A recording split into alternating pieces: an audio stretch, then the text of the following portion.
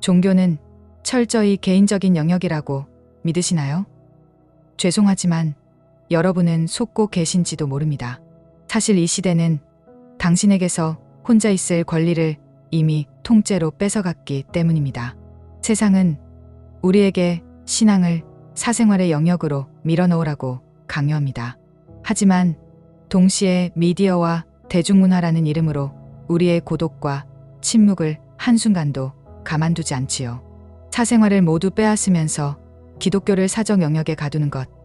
이것은 결코 도달할 수 없는 무지개의 끝으로 우리를 내쫓는 원수의 전략입니다. 우리는 지금 군중 속에 살면서도 진정한 우정과 깊은 묵상에는 굶주려 있습니다. 현대인들이 그토록 집착하는 개성과 자아라는 것은 사실 참된 인격의 희미한 그림자에 불과할지도 모릅니다. 거울 속에 자신을 들여다보는 것으로는 결코 진짜 나를 발견할 수 없습니다. 우리는 고립된 개인이 아니라 서로의 결핍을 채우는 신비로운 몸의 지체로 부름받았습니다. 마치 화가의 손길 아래 놓인 색깔들이 제 자리를 찾을 때 비로소 찬란하게 빛나는 것처럼 우리 역시 그리스도라는 거대한 설계 안에서 각자의 자리를 발견할 때만 진짜 사람이 됩니다. 오늘 우리는 나를 가두고 있던 좁은 개인주의의 방에서 나와 우리를 위해 예비된 영원한 우주의 구조 속으로 걸어 들어가 보려 합니다. 그곳에서 당신이 잃어버렸던 혹은 한 번도 가져본 적 없는 당신의 진짜 이름을 불러보십시오. 사랑하는 성도 여러분, 종교란 인간이 홀로 있을 때 해야 하는 것이다 라는 말을 들어보신 적이 있으십니까? 철학자 화이트헤드가 한 말인데요. 어떤 기독교인도 어떤 역사가도 이 정의를 받아들일 수 없습니다. 웨슬리 형제 중 한 명이 이런 말을 했습니다. 신약 성경은 고독한 종교에 대해 아무것도 알지 못한다. 성경은 우리가 모이기를 패하지 말라고 분명히 명령합니다. 기독교는 가장 이른 문서에서부터 이미 공동체적입니다. 교회는 그리스도의 신부이며 우리는 서로의 지체입니다. 그런데 오늘날 우리 시대를 한번 보십시오. 종교란 개인의 사생활에 속하는 것이며 개인이 여가 시간에 즐기는 취미 같은 것이라는 생각이 퍼져 있습니다. 이것은 매우 역설적이고 또 위험한 생각입니다. 왜 역설적이냐고요? 오늘날은 개인을 집단 앞에 굴복시키는 집단주의가 모든 영역에서 기승을 부리는 시대입니다. 그런데 바로 그 시대에 유독 종교의 영역에서만 개인을 높이고 있다는 것입니다. 제가 처음 옥스퍼드에 갔을 때를 떠올려 보면 그 시절 전형적인 학생 모임은 12명 정도가 좁은 거실에 모여 서로가 쓴 글을 읽고 새벽 1~2시까지 열띤 토론을 나누는 것이었습니다. 그런데 시간이 흘수록 그런 모임은 사라지고 200명의 학생이 강당에 모여 유명 강사의 강연을 수동적으로 듣는 방식으로 바뀌었습니다. 요즘 학생들은 혼자 걷거나 친한 법과 깊은 대화를 나누는 시간이 거의 없습니다. 군중 속에 삽니다. 예전에는 우정이 있던 자리에 이제는 집단과 조직이 들어섰습니다. 이런 흐름은 대학 밖에서도 마찬가지입니다. 그리고 더 슬픈 것은 이것이 자랑스러운 일처럼 여겨진다는 사실입니다. 젊은이들에게 고독이란 반드시 없애야 할 결핍처럼 취급됩니다. 젊은이들을 세상에 끌어내라, 무기력에서 깨워라, 자신에게서 끄집어내라는 말로 고독을 적으로 삼습니다. 오늘날 아우구스티누스나 워즈워스 같은 사람이 태어난다면 각종 청년 단체가 그를 치료해버릴 것입니다. 톨스토이의 로스토프 가문처럼 따뜻하고 아름다운 가정이 오늘날 존재한다면 시대착 오적이라며 비난받을 것입니다. 설령 물리적으로 홀로 있는 시간이 주어진다 해도 라디오와 미디어가 그 고독마저 채워버립니다. 우리는 지금 고독과 침묵과 개인적 공간이 결핍된 세상, 그래서 깊은 묵상과 진정한 우정이 굶주린 세상 속에 살고 있습니다. 그런데 바로 이런 시대에 종교를 사생활로 만들라고 요구하는 것입니다. 이것이 역설이 아니고 무엇이겠습니까? 이제 왜 위험한지를 말씀드리겠습니다. 첫째로, 현대 세상은 우리에게 혼자 있을 때 종교를 가져도 좋다 하고 크게 말하면서 속으로는 그러나 나는 당신이 결코 혼자 있지 못하게 할 것이다 라고 속삭입니다. 사생활을 모두 빼앗으면서 기독교를 사생활의 영역으로 몰아넣는 것은 기독교를 무지개 끝에 있는 황금처럼 결코 도달할 수 없는 곳으로 보내버리는 것입니다. 이것은 원수의 전략 중 하나입니다. 둘째로, 또 다른 위험이 있습니다.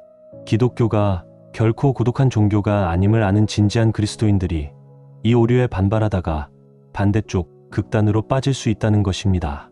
곧 세상의 집단주의를 그대로 영적 생활에 가져오는 실수입니다.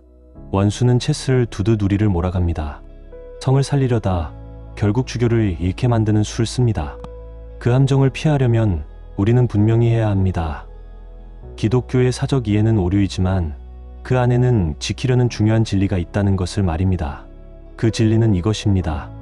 세속적 집단주의는 인간 본성에 대한 폭력이라는 느낌, 그 느낌은 옳습니다.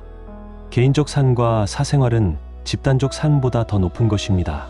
집단적 삶은 그것을 섬기기 위해 존재하며 그 자체가 목적이 아닙니다. 세속 공동체는 우리의 자연적 유익을 위해 존재하는 것이기에 가정과 우정과 고독을 보호하고 촉진하는 것 이상의 목적을 가지지 않습니다. 존슨 박사가 말했듯이 집에서 행복한 것이 모든 인간 노력의 목적입니다. 자연적 가치만 생각한다면 함께 식탁에 둘러앉아 웃는 가족, 맥주 한 잔을 나누며 이야기를 나누는 두 친구, 좋아하는 책을 혼자 읽는 한 사람, 이것보다 더 좋은 것은 없습니다. 모든 경제와 정치와 군대와 제도는 그런 장면들을 더 많이 만들고 지속시키기 위한 것일 뿐입니다. 그 목적을 벗어나면 모든 것은 모래를 갈고 바다에 씨를 뿌리는 것처럼 헛된 일입니다. 집단적 활동은 물론 필요합니다. 그러나 그것은 수단이지 목적이 아닙니다. 더 많은 사람이 그 행복을 누리도록 하기 위해 일부가 사생활의 행복을 희생해야 할 때도 있습니다. 모두가 조금씩 굶주려야 아무도 굶어 죽지 않을 수 있습니다. 그러나 피우학을 선으로 착각하지는 맙시다. 과일은 운반하려면 통조림으로 만들어야 하지만 통조림 과일을 신선한 과일보다 더 좋아하게 된 사람처럼 되어서는 안 됩니다. 병든 사람이 소화에 집착하듯 병든 사회는 정치에 집착해야 할 수 있습니다. 그러나 소화 자체가 삶의 목적이 아니듯 정치 역시 그것을 통해 더 중요한 것을 생각하기 위한 수단일 뿐입니다. 수단이 목적을 잠식하는 것. 이것이 인간 모든 활동의 치명적 경향입니다.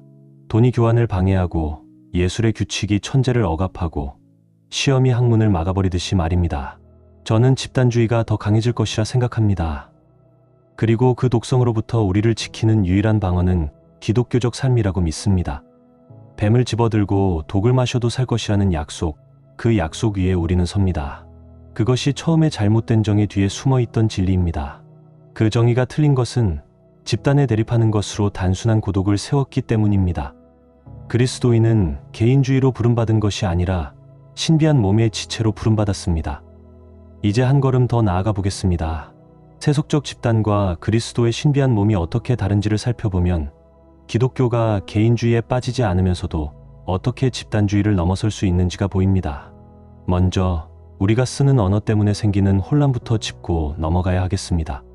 지체라는 말은 원래 기독교에서 온 말인데 세상이 이 단어를 가져다 그 의미를 텅 비게 만들어 버렸습니다. 논리학 책에서는 어떤 집합의 원소들이라는 식으로 이 단어를 씁니다. 그러나 바울이 지체라고 할 때 그 의미는 전혀 다릅니다. 그가 말한 지체는 우리가 기관이라고 부르는 것입니다. 서로 본질적으로 다르고 서로를 보완하며 구조도 기능도 심지어 존엄성도 다른 것들입니다. 클럽의 위원회와 직원들은 둘 다 지체라고 할 수 있지만 똑같은 제복을 입고 나란히 서 있는 병사들이나 유권자 명부에 올라 있는 시민들은 바울적 의미에서는 어떤 것의 지체도 아닙니다. 우리가 누군가를 교회의 지체라고 할 때 그것이 진정 바울이 말한 의미를 담고 있는지 돌아봐야 합니다. 우리는 그저 그 사람을 어떤 동질적인 집단의 하나로 보고 있는 것은 아닙니까? 진정한 몸의 지체가 된다는 것이 무엇인지는 가족의 구조를 보면 알 수 있습니다. 할아버지, 부모, 다 자란 아들, 어린아이, 개, 고양이, 이들은 동질적인 집합의 원소가 아니기 때문에 진정한 유기적 의미에서 지체입니다. 이들은 서로 교환될 수 없습니다. 어머니는 딸과 단순히 다른 사람이 아니라 다른 종류의 사람입니다. 다 자란 오빠는 아이들이라는 집합의 한 단위가 아니라 그 자체로 하나의 독립된 세계입니다. 아버지와 할아버지는 개와 고양이만큼이나 서로 다릅니다. 누구 한 명이 빠지면 단순히 숫자가 줄어드는 것이 아니라 그 구조 자체에 상처가 납니다. 이 연합은 서로 다른 것들의 연합이며 거의 공약 불가능한 것들의 연합입니다. 우리가 두더지, 쥐, 오소리 같은 전혀 다른 동물들의 우정을 담은 이야기를 좋아하는 것도 이런 이유 때문입니다. 그런 이질적인 존재들의 조화로운 연합 속에서 우리는 본능적으로 우리의 참된 피난처를 알아봅니다. 고독으로부터도 집단으로부터도 벗어날 수 있는 그 피난처를 말입니다. 그래서 부모를 이름으로 부르게 하는 현대적 경향은 심각하게 잘못된 것입니다. 그것은 어머니가 그저 또 다른 시민에 불과하다는 참으로 터무니없는 생각을 아이에게 심어주려는 시도입니다. 진실을 모르게 만들고 모든 사람이 느끼는 것을 느끼지 못하게 만드는 것입니다. 집단의 특색 없는 반복성을 가족이라는 더 풍성하고 구체적인 세계에 끌어들이려는 것입니다. 죄수는 이름 대신 번호를 받습니다. 그것이 집단적 방식의 극단입니다. 그러나 자기 집에서 아버지로만 불리는 사람은 이름을 잃기도 합니다. 그것은 몸의 지체가 된 것입니다. 이름을 잃는다는 점에서는 같지만 방향은 정반대입니다. 그리스도인이 세례를 통해 들어가는 공동체는 집단이 아니라 몸입니다. 자연적 차원에서 가족이 그 이미지를 보여주는 바로 그 몸입니다. 만약 누군가가 교회의 지체가 된다는 것을 현대적 의미의 집단 가입으로 이해하고 왔다면 그는 첫걸음부터 교정을 받게 될 것입니다. 이 몸의 머리는 나머지 지체들과 너무나 달라서 유추에 의하지 않고서는 어떤 수로도 함께 쓸 수 없기 때문입니다. 우리는 피조물로서 창조주와 죽을 자로서 불멸의 분과 구속받은 죄인으로서 죄 없으신 구속자와 연합하도록 부름받습니다. 그분의 임재, 그분과 우리 사이의 상호작용은 우리가 이 몸 안에서 살아가는 삶에서 언제나 압도적으로 지배적인 요소가 되어야 합니다. 그리스도와의 교제를 1차적으로 의미하지 않는 기독교 공동체의 개념은 처음부터 잘못된 것입니다. 그 다음으로 성령의 하나됨 안에서 다양한 사역들이 펼쳐집니다. 사제와 평신도가 구분되고 충만한 교제 안에 있는 자와 그렇지 않은 자가 있으며 남편이 아내에게 갖는 권위, 부모가 자녀에게 갖는 권위가 있습니다. 공식적인 형태로는 다 담을 수 없는 더 섬세한 상호적 섬김의 교환이 끊임없이 이루어집니다. 우리는 서로 가르치고 배우며 용서하고 용서받습니다. 다른 이들이 우리를 위해 중보할 때 우리는 사람들 앞에서 그리스도를 대표하고 우리가 중보할 때는 그리스도 앞에서 사람들을 대표합니다. 이 몸의 삶이 촉진하는 진정한 인격의 성장 속에서 날마다 요구되는 자기중심적 사생활의 희생은 100배로 갚아집니다. 서로의 지체가 된 사람들은 손과 귀처럼 더욱더 다양해집니다. 그래서 세상 사람들이 단조롭도록 서로 닮아 있는 반면 성도들은 거의 환상적이라 할 만큼 다양합니다. 순종이 자유로 가는 길이요, 겸손이 기쁨으로 가는 길이요, 하나됨이 인격으로 가는 길입니다. 여기서 중요한 질문이 하나 생깁니다.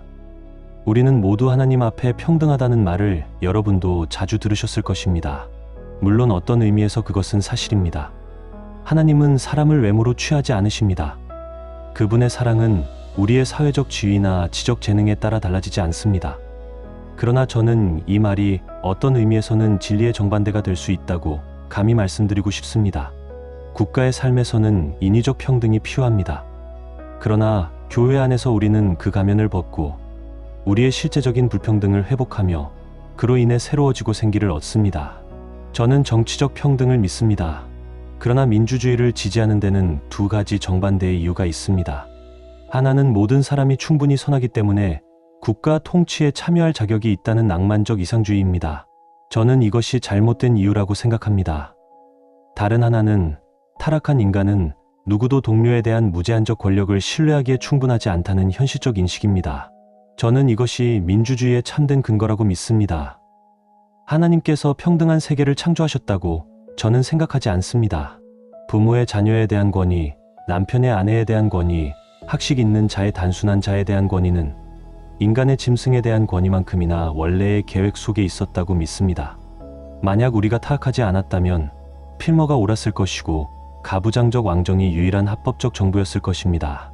그러나 우리는 죄를 배웠고 액튼경의 말처럼 모든 권력은 부패하고 절대 권력은 절대적으로 부패한다는 것을 알게 되었습니다.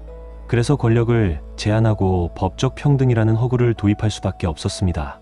아버지와 남편의 권위는 법적 차원에서 마땅히 폐지되었습니다. 그 권위 자체가 나쁜 것이어서가 아니라 아버지들과 남편들이 악하기 때문입니다. 신정정치도 마땅히 폐지되었습니다. 학식 있는 사제가 무제한 평신도를 다스리는 것이 나쁜 일이어서가 아니라 사제들도 우리와 같은 악한 인간이기 때문입니다. 짐승에 대한 인간의 권위마저 제한되어야 했습니다. 끊임없이 남용되기 때문입니다. 평등은 저에게 옷과 같습니다. 그것은 타락의 결과이며 동시에 그에 대한 치유책입니다. 과거로 돌아가 그 옷을 벗고 옛 권위를 다시 세우려는 시도는 어리석습니다. 나치와 누디스트는 같은 실수를 합니다. 그러나 그 옷 아래의 벌거벗은 몸이 여전히 존재하듯이 그 평등이라는 시민적 외관 뒤에 미개적 세계가 여전히 살아있으며 그것이 우리의 진정한 관심사입니다. 오해하지 마시길 바랍니다. 저는 이 평등주의적 허구의 가치를 조금도 경시하는 것이 아닙니다. 그것은 서로의 잔인함으로부터 우리를 지키는 유일한 방어막입니다. 하지만 평등은 음식이 아니라 약입니다. 모든 사람을 마치 동일한 종류인 것처럼 대함으로써 우리는 무수한 악을 피합니다. 그러나 우리는 그것 위에서 살도록 만들어진 것이 아닙니다. 모든 사람은 동등한 가치를 지닌다고 말하는 것은 어떤 의미에서도 정확하지 않습니다. 세상적 의미에서 유용성, 아름다움, 선함, 매력이 모두 같다면 그것은 거짓말입니다. 그리고 불멸의 영혼으로서 동등한 가치를 지닌다는 의미라면 그것은 위험한 오류를 감추고 있습니다. 각 인간 영혼의 무한한 가치라는 것은 기독교 교리가 아닙니다. 하나님은 그들 안에서 어떤 가치를 발견하셨기 때문에 죽으신 것이 아닙니다. 관계 밖에서 그 자체로 고려된 각 인간 영혼의 가치는 영능입니다. 바울이 말했듯이 가치 있는 사람을 위해 죽는 것은 신적인 것이 아니라 단지 영웅적인 것입니다. 그러나 하나님은 죄인들을 위해 죽으셨습니다. 그분은 우리가 사랑스럽기 때문이 아니라 그분이 사랑이시기 때문에 우리를 사랑하셨습니다. 평등이 있다면 그것은 우리 안에 있는 것이 아니라 그분의 사랑 안에 있습니다. 평등은 양적 개념이며 사랑은 종종 그것과 무관합니다. 겸손으로 행사되는 권위와 기쁨으로 받아들이는 순종, 이것이 바로 우리의 영이 살아가는 길입니다. 애정의 삶에서도 더욱이 그리스도의 몸 안에서도 그러합니다. 우리는 나도 당신만큼은 된다고 말하는 세계에서 벗어납니다. 행진에서 춤으로 옮겨가는 것과 같습니다. 옷을 벗는 것과 같습니다. 우리는 체스터턴이 말한 것처럼 절할 때 더 커집니다. 가르칠 때 더 낮아집니다. 내 교회의 예배 중에 사제가 서고 내가 무릎을 꿇는 그 순간이 저는 기쁩니다. 외부 세계에서 민주주의가 더 완전해지고 경외할 기회들이 하나씩 사라져 갈수록 교회가 우리에게 제공하는 불평등으로의 회귀는 그 상쾌함과 새로워짐이 점점 더 필요해집니다. 이렇게 해서 기독교적 삶은 개인적 인격을 집단으로부터 지켜냅니다. 개인을 고립시키는 방식이 아니라 그에게 신비한 몸의 기관으로서의 지위를 부여함으로써 그렇게 합니다. 요한계시록의 말씀처럼 그는 하나님의 성전 안에서 기둥이 됩니다. 그리고 이런 말씀이 덧붙여집니다. 그가 다시는 나가지 않을 것이라. 이것이 우리 주제의 새로운 차원을 열어줍니다. 가장 낮은 그리스도인이 교회 안에서 차지하는 그 구조적 위치는 영원하며 우주적입니다. 교회는 우주보다 오래 살 것입니다. 그 안에서 개인은 우주보다 오래 살 것입니다. 불멸의 머리에 연합된 모든 것은 그분의 불멸을 나누어 갔습니다. 오늘날 기독교 강단에서 이것을 거의 듣지 못합니다. 우리가 이것에 대해 침묵해온 결과가 어떠한지는 제가 군인들에게 이 주제로 말했을 때 청중 중 한 명이 이 교리를 신체학적인 것으로 여겼다는 사실에서 알 수 있습니다. 우리가 이것을 믿지 않는다면 솔직히 기독교 신앙을 박물관에 넣읍시다. 만약 믿는다면 아무 차이도 없는 것처럼 가장하는 것을 그만둡시다. 왜냐하면 이것이 모든 집단의 과도한 요구에 대한 참된 대답이기 때문입니다. 집단은 죽을 것입니다. 우리는 영원히 살 것입니다.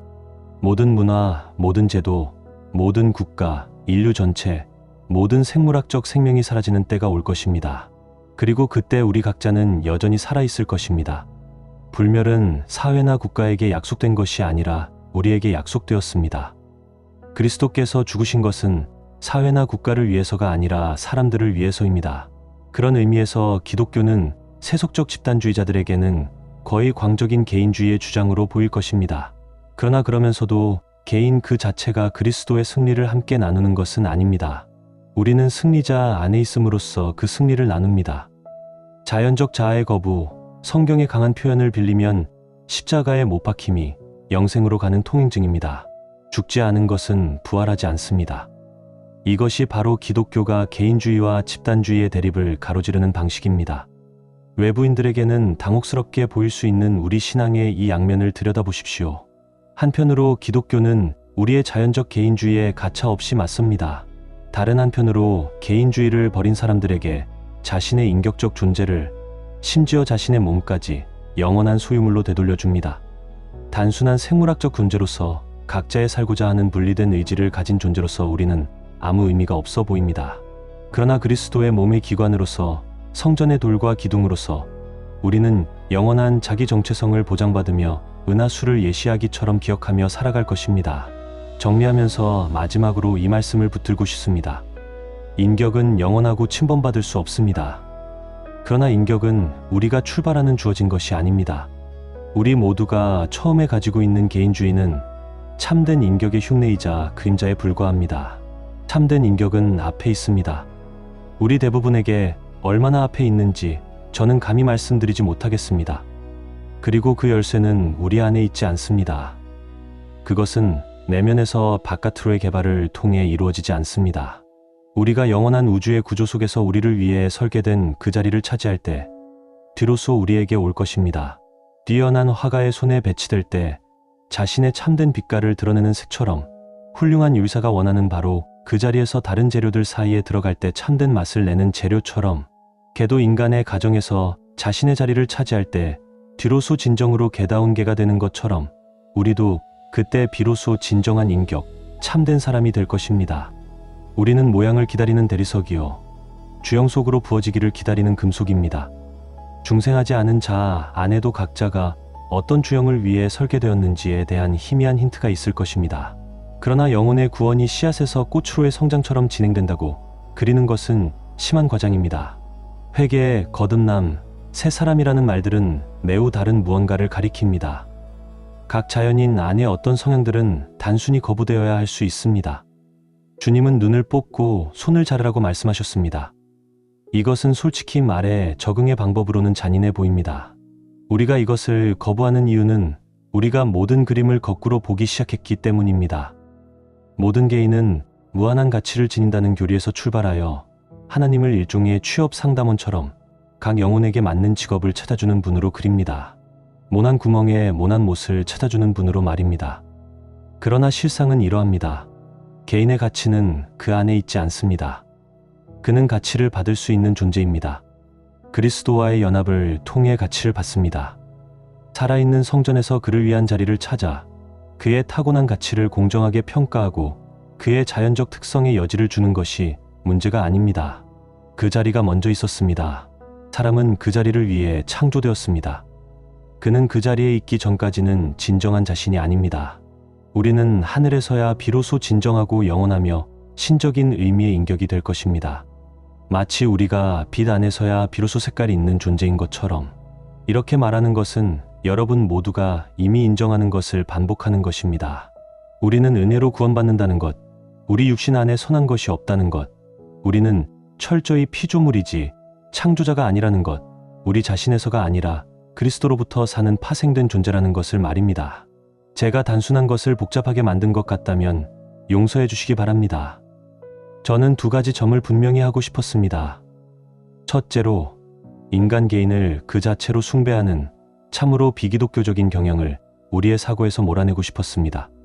그것은 집단주의와 나란히 오늘날 현대 사상을 지배하고 있습니다. 이 두 오류는 서로를 상쇄하지 않고 오히려 서로를 악화시킵니다. 문학 비평에서도 자주 보이는 그 불길한 생각, 곧 우리 각자는 내면 깊이 잠겨있는 인격이라는 보물을 가지고 있으며 그것을 확장하고 표현하고 보호하며 독창적이 되는 것이 삶의 주요 목적이라는 생각이 바로 그것입니다. 이것은 펠라기우스적이거나 그보다 더 나쁜 것이며 그 자체를 패배시킵니다. 독창성을 가치 있게 여기는 사람은 결코 독창적이 될 수 없습니다. 그러나 진실을 있는 그대로 말하려 하고 어떤 일이든 그 일 자체를 위해 최선을 다하려 하면 사람들이 독창성이라고 부르는 것이 저절로 찾아옵니다. 그 수준에서도 개인을 기능에 복종시키는 것은 이미 진정한 인격이 탄생하기 시작하는 것입니다. 둘째로, 기독교는 결국 개인에게도 공동체에게도 관심을 두지 않는다는 것을 보여드리고 싶었습니다. 대중적 이해에서 말하는 개인도 집단적 대중도 영생을 이어받을 수 없습니다. 자연적 자아도 아니고 집단적 대중도 아닙니다. 오직 새로운 피조물만이 그럴 수 있습니다.